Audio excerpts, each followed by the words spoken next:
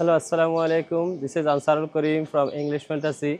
I want to give an opinion about English Fantasy in our outdoor conversation class. At first, I'm telling about the weather today. When we arrived here, the weather is cold, but now weather is gotten warm. I think this place is so comfortable for us. There is no extra noise, there is no extra horns of cars, and there is no hustle and bustle.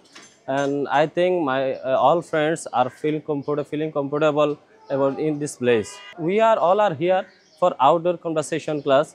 English Fantasy give a wonderful environment to create any conversation with one another, and English Fantasy's environment is also amazing. I'm always looking forward to learn English in better way, but I can't find any place to any environment to create conversation with others.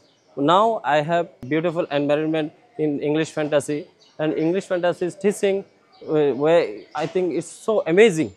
Most of the teachers deliver their speech in better way. We can gather knowledge within any hustle. Vishwanath sir, one of my favorite teacher. He teach very well, and I hope English Fantasy will go up. And English Fantasy, all friends, we all are here, and English Fantasy always create an extraordinary environment, I think. This is an opinion from my side. I think my all friends agreed with me. No more today. Thank you so much.